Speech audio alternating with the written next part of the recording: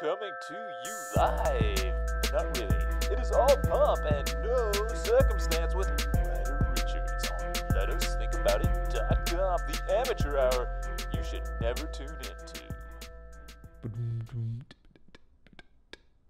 Welcome back. This is Ryder Richards with Let Us Think About It. Now, this is one of those tweener casts. I mean, the in-between podcast, right? To make sure, you my dear listeners, that you know what's going on. I'm currently at an art residency in Chattanooga, and it's called Stoveworks. I'm gonna return home sometime in August, but even when I get home, I have this really large project that I have to take care of, so I'm really not sure if you're going to hear a whole lot from me for the next 3 or 4 weeks, so I'm just kind of slipping this podcast in. But of course, whenever we do get back into full form on this podcast, I have finally cracked it. I have figured out the cure to capitalism. Well, no, actually, I didn't figure anything out. Somebody else figured it out, and I simply am reading the book. And of course, I'm going to offer it back to you in this nice condensed form, totally free of charge. Yes, how giving, how very uncapitalistic and altruistic of me. Yes, and while we're at it, if you could just take a minute to rate and review the show and perhaps send me some money, that would be great. Okay, so this little episode is going to be about art. It's my relationship to art in the last few years, and of course, what I'm doing after not making art for about 8 months. Part 1. Once upon a time, there was a boy named Jesus. And Jesus knew with his, quantum computing brain that, of course, was somehow attached to the Google Cloud before Google quantum computing actually existed. Don't ask me, time travel and resurrection become complicated. But he knew that Ryder would be born. Yes. At the time, he knew that I would be born on the opposite side of the world, which also at that time is the underside of the world because the world was flat. This is weird because if you had a supercomputing brain because your dad was omniscient, and you could just link up to the cloud, yes, as a matter of fact, that's right. God was just another name for Google back then. Well, either way, if you're able to do all this, you would think that you might be able to drop some hints about the Earth being round so that early astronomers wouldn't be inquisitioned and have things poked up their butt or excommunicated or something. But anyway, I digress. So I was born, and I was born an artist. Who knew? Well, Jesus probably knew. But anyway, while my aptitude was for things like architecture and being a rocket scientist, about 14th on the list down was being an artist. So I made this odd move, right? Knowing that I was pretty competent at mathy type things, I decided to go for art, right? Why not take on a challenge? So, I've been doing some therapy for the last year, and of course now I look back on a lot of these decisions and I laugh pretty hard.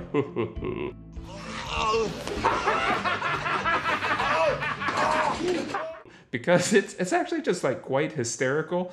I basically chose the field where I could therapize myself and of course work through my issues in a pretty supportive and low risk and pretty low reward environment, right? It's bizarre because I kind of treated it like blue collar Protestant work ethic salvation, through repetition and labor. It's almost like I was going to build the Tower of Babel so I could communicate with God, but I didn't really want to at the same time. So I don't really know if the full irony of all this gets through, and of course the longer you think about it, really the dumber it gets, which is maybe a lot of human behavior. But anyway, so one example we can talk about here is Boris Groys. He has this book called Art Power, and in it at some point he points out that some of the most powerless people in the world are artists, even though of course we like to hold ourselves up and think that we're different. So I don't even really know if he's being sardonic when he says things like, well, why not be outrageous when you're writing art criticism? It's not like anyone's going to read it, and if anyone does read it, they're probably an academic or an artist. These are some of the least powerful people in the world, so what is actually the downside of being outrageous or offensive in the art world? It's not like it can hurt anything. So one of the reasons I like these kind of things is it gets you out of your comfort zones, it lets you go ahead and be free to experiment, but it also sort of points out that if you apply any actual logic to the art world, this kind of capitalist, bureaucratic, efficient mindset, right, then it all ends up collapsing pretty quickly. But in the grand scheme of things in the world, being a good artist or a bad artist, it has such low risks in comparison to being something like a good or a bad surgeon, or maybe, even a good or a bad bus driver. So here's the confession time, right? I put myself into a somewhat abusive relationship to art by the way I started thinking about myself in relation to art. So in roughly 2016, I was doing great in the art world, right? But art was also sort of like beating the crap out of me, both physically and financially. I mean, it was really going to town on me with a rubber hose, and I just kept squealing, "Thank you, sir, may I have another?"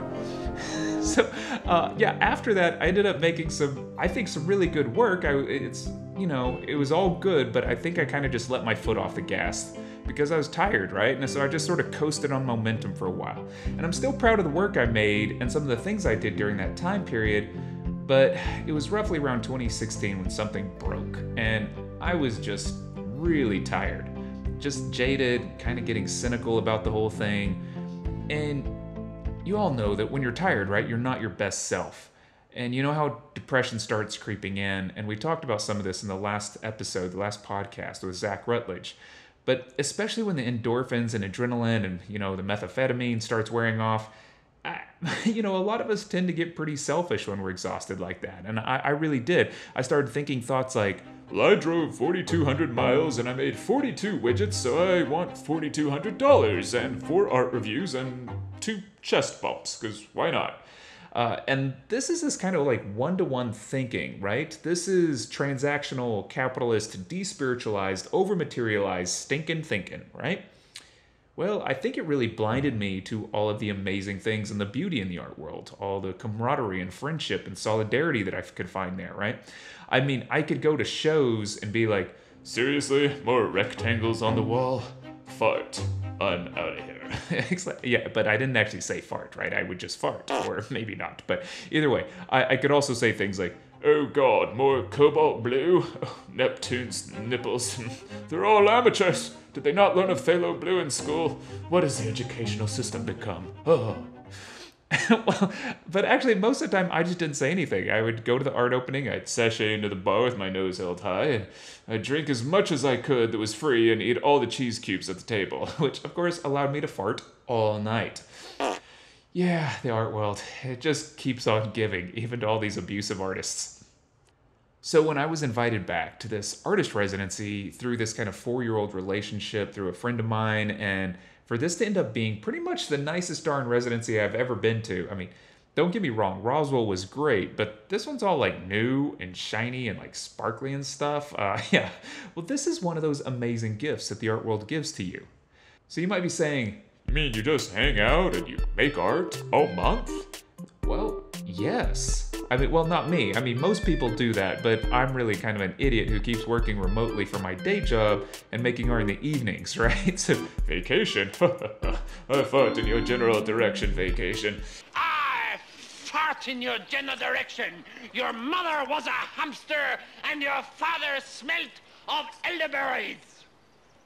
For vacation, I work 2, maybe 3 jobs if you include this podcast. Yeah, but do you know my biggest concern here? Was I started getting stressed out because I didn't know what I was going to do when I got here. Because the last art piece I made was a steam bending box that I dressed up as a drunk reindeer, right? So, yeah, and of course you've all seen the price of wood lately, so I'm not doing sculpture right now. And then again, I have to sort of ask myself, like, seriously though, who am I making art for, right? I'm a mid-career, mid-range artist with a truck that's too big, so maybe I should stop compensating here, and maybe I should make something that will not only make me happy, but will actually give relief to everyone who sees it. So yeah, it's time to give back. Part 2. So one time, a long time ago when I was like 13, I was at church in New Mexico, and this was with my uncle and his 3 sons. These are my cousins, and as of course the preacher kind of wound up to deliver some sort of guilt zinger combo uppercut. Well, which I'm very sure involved something about me specifically, right? Like me not touching my tallywhacker during my nightly prayers or something. I don't know. My cousin Jarrett sitting next to me, he just rips this hellaciously loud fart, right? So, of course, I turn in utter shock and awe at this blasphemy cloud that he had just carpet bombed the Lord's house in. And I saw him pause for maybe like a tenth of a second before figuring out how to get out of this situation. And so he just turns to stare in utter disgust at his dad, as if his dad had done it. And of course, like the amazing dad that he had, his dad didn't acknowledge any of the stinky drama. He just sat there.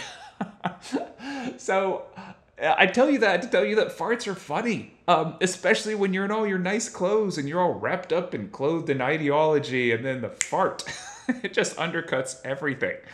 So if you haven't noticed, there's a bit of a theme throughout this episode, and it's farts.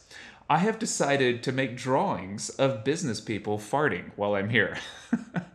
So I'm going to explain here what they look like. I basically just find some stock photos online because I'm too cheap to pay the $9 for them. I just pull down the low resolution version with the words all over them. And then I just Photoshop out everything but the business person who's in them, who's asleep in their chair. And when I Photoshop out the chair and it's just their body, it appears like they're floating in space in these odd postures, right? So all that's really left to do is just draw in a fart cloud, and voila, right? Art. So in their exhausted state, these business people, they find relief, right? In their bureaucratic capitalist dreams, they levitate higher and higher, mechanically polluting the world with dreams of success. And of course, they look super, super classy while they're doing it. And of course, business people are known for their hot air, right? But instead of, the oracular orifice expounding on things, I love the idea of the reversal being closer to the truth. I mean, what really got you ahead? Well, your butt speaks really well. I mean, well, that's not exactly it, but butt levity is not only funny, but it also gets to some of these kind of cognitive psychopathologies of capitalism and labor, right? And this sort of ignoring of the body in favor of these other faculties. And it also points out the sort of ridiculous futility of how we spend our lives. And this is really similar to the confusion of how I was treating art at some point, right? I flipped that relationship where I was working myself to death to get ahead. But ahead to what? For what? For whom, right? Geez, right? These are such big existential questions. Please, let's just keep talking about crass bodily functions, writer. They're so universally grounding. Yeah. So, as a matter of fact, all this kind of talk about farting makes me rethink the tedium of this entire podcast, where I pedantically map out all these societal and psychological ills in sort of this effort to uncover some sort of razor's edge path of morality to follow. But instead of all these halitosis mouth exhalations, maybe I should start fart casting instead. I mean, I don't think it could get any worse. It might actually get better.